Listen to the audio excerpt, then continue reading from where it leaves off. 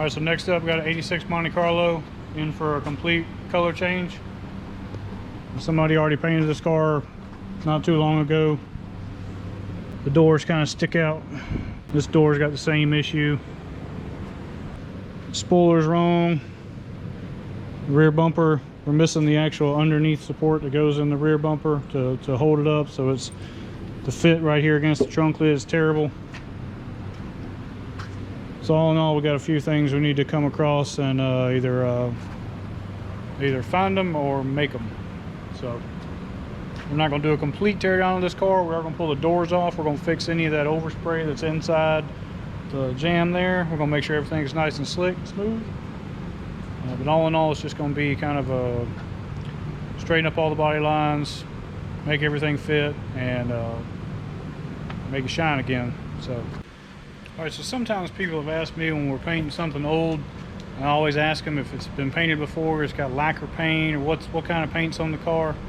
Anything around 1990 or earlier typically had a lacquer finish, especially these older GM cars.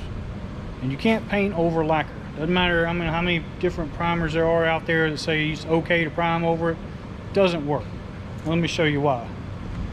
There was one little chip back here at the back edge, and I started messing with it. And this car's got about 3 layers of paint on it, but this is what happens.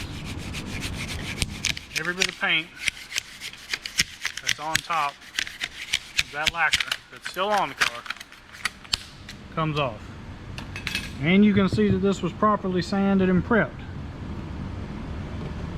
But these modern urethane primers do not stick to lacquer. You have to strip this down to bare metal. So looks like this job just got a lot bigger.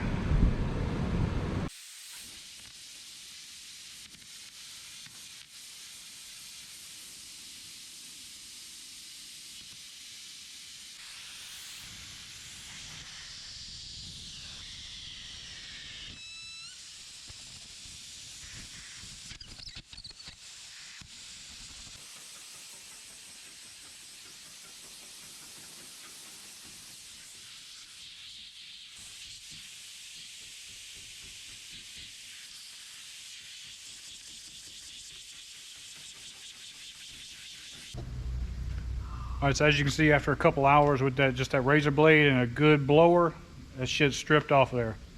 So now it's time to actually hit it with the sandpaper and actually start stripping it down to bare metal, but I can't do that yet. You'll notice that I don't have the interior actually sealed off because the glass man's gonna have to get inside here. Somebody was nice enough to glue these in, so they got to cut those out, and they also glued in the moldings that go around the front and rear window. So those have got to get cut out. So once he gets those taken out, I'll seal everything off, and then we'll actually start using stripping pads to strip it off. For now, I'm gonna go ahead and get on the fenders and get those done, get the hood off, get the deck lid off, and move on along. All right, so I got all the paint scraped off as much as I can. We're down to what looks like maybe the bottom layer. Kind of looks like somebody painted one paint job on top of the factory paint, but regardless, it was still lacquer paint and nothing's going to stick to it. So about to strip this down. I like to use an air stripper. You can use an electric one. This is an 8-inch pad. The electric one's going to weigh more than this, and you don't want to put a lot of pressure down. I am going to strip it with 36 grit. Now 36 seems like it's a little harsh, but the 36 grit will run cooler than, let's say, 80 grit. So I will come back with 80 grit to get these scratches out, but I'm not going to get too aggressive with the bare metal. I just want to get the majority of the paint off. But 36 grit will run cooler, so when you're doing these large areas, you don't want to put pressure down. You don't want to get a lot of heat in them because you don't want to warp the panel.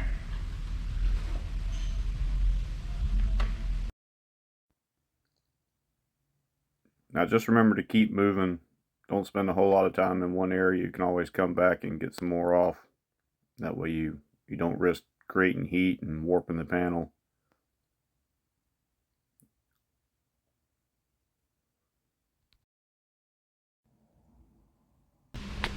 Alright, now switching to 80 grit. Now this is real time. This is right at 1 minute for this clip. That's all the time I spent on the top of this deck lid with that 80 grit. Keep moving. Don't sit in one place at one time. Get that little bit of paint off, move on somewhere else. Steady moving, never stopping. And then from here, we'll let the 80 grit on the DA do its work.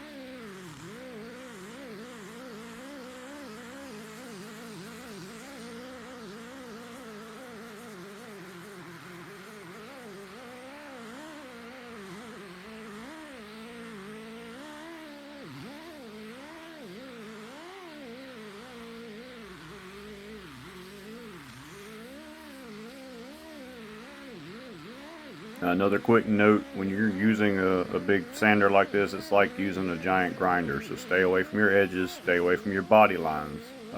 If you see sparks, you need to get off. That is, you don't want to see sparks. It means you're pulling metal off. Alright, so just that easy. All stripped down with 80 grit. You can see I left a little bit of that base primer there. I don't want to get too crazy on the metal.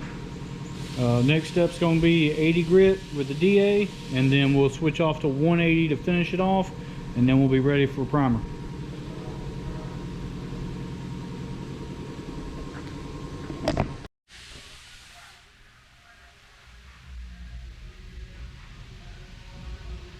Alright, if you notice how clean it is right there in that door handle area and around that lock, one of these little belt sanders is great for doing this, as long as you are really gentle. This is kind of a worn out 60 grit belt, and I'm just gently pulling this paint out of there. A lot better than using the chemical stripper, and it's also better than sitting there with your hand trying to cut and scrape all that stuff out of there. So as long as you be gentle, you won't be grinding on the metal. Just get the paint out of there, and we'll come back later on with some 80 grit, and we'll smooth all the rest of that out.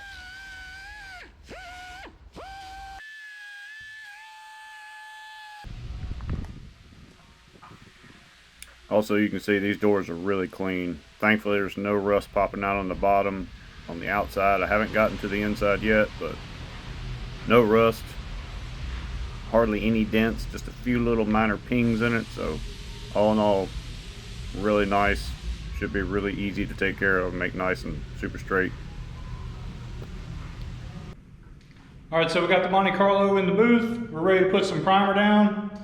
Now I'm not quite done with all those other parts. I still got to final sand them with the DA, but the body of the car is done. All this is finished off with 180 grit. I've got as much paint as I'm going to get off this car without going crazy and you know, needing a media blaster and pull the glass and pull the front end. So this is as good as it's going to get. So all the problems should be taken care of. It's still going to be 100 times better than what was on there and peeling off. So all the hinges are on. Are off. They're all nice and stripped and clean. The bolt heads are all nice and stripped and clean. So when I put the doors and all back on, you're not gonna have an overspray on there like there was originally.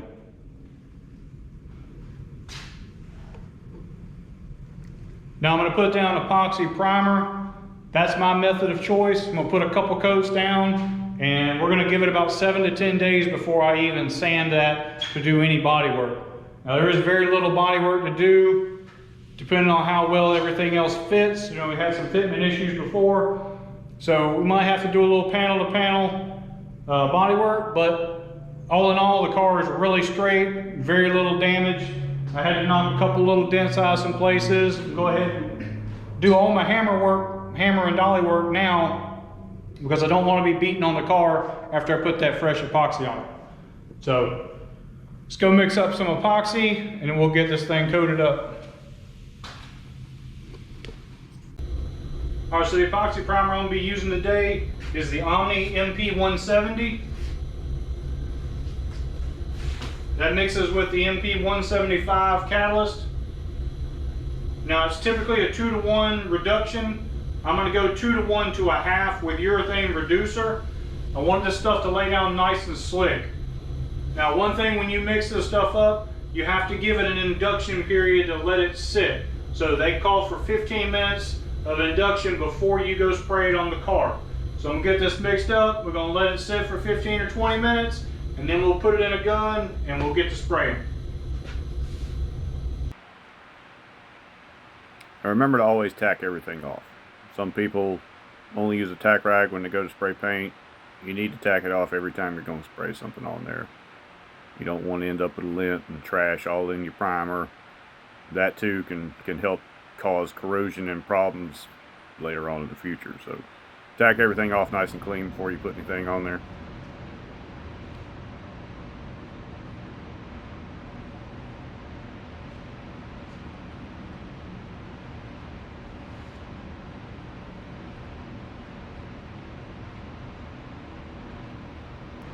Alright, I'm going to be spraying with my Iwata W400, the 1.3. It's my go-to sealer gun. So we're going to be shooting this at 20 psi with the trigger pulled.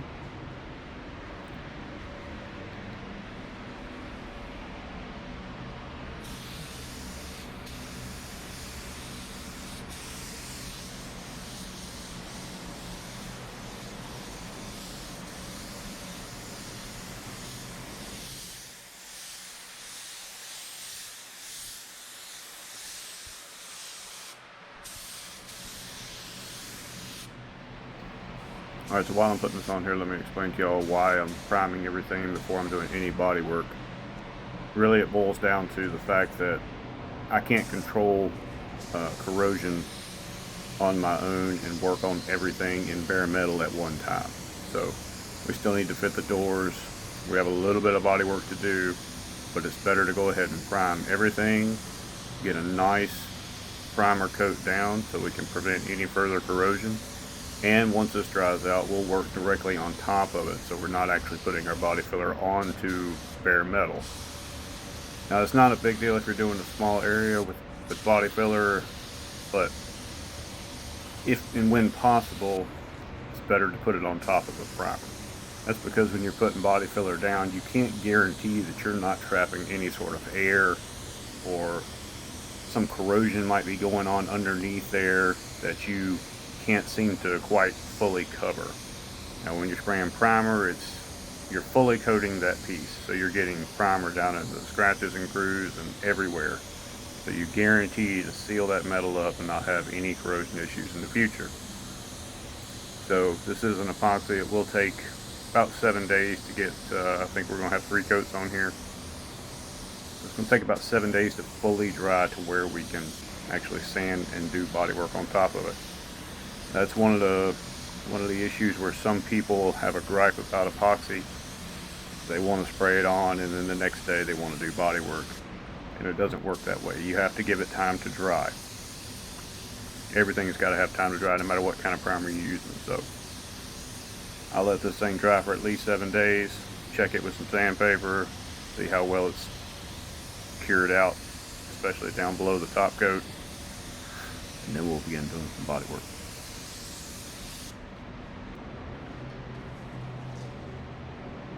Alright, another thing I want to make note of, you need to be sanding the car all the way up until the last minute.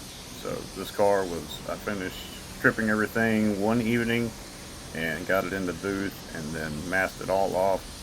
And before I even began to wipe it down with any sort of a pre-cleaner, I went over the whole car real good with a red Scotch-Brite pad, because corrosion is going to happen and you're not just going to instantly see it. So you need to sand this thing up until the last point, at least with a red Scotch-Brite. Scuff it off real good, make sure there's no surface rust going on anywhere, and then wipe it down and then get it primed up. You don't want to have this bare metal sitting there for a couple of days and then think it's okay to spray primer over it. You need to give it a scuff right before it's time to wipe it down and prime it.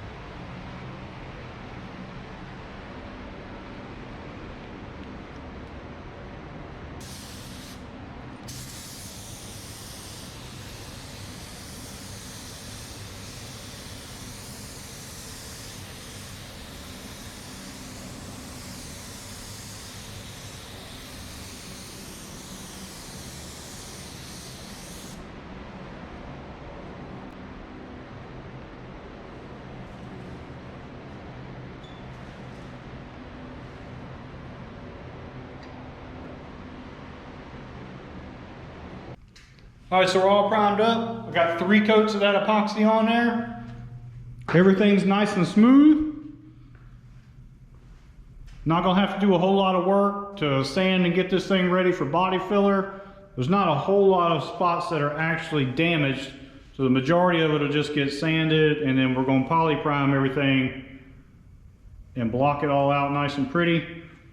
Another reason I wanted it nice and smooth is because this right here, all I gotta do is hit this with a red scuff pad and it's ready to seal and paint. I don't wanna have to go inside there and sand off a bunch of high build primer to make it smooth again. It's good to go. Same thing with the hinges. I mean, they're ready to scuff and paint. So, car is very, very straight, very good car, no rust. A little bit of body work, you can see right here it's got some damage. I can only beat that out so much, I'll have to explain why later. So, next video, I'll get all the body panels on, we'll do a little body work, we're gonna get everything straightened out, get it primed up with some polyester primer, so we can keep on rolling and we'll get some color on this thing before too long. All right, so if you haven't already, do me a favor, like, subscribe, tap that bell, follow me on Instagram, and I'll see y'all on part 2.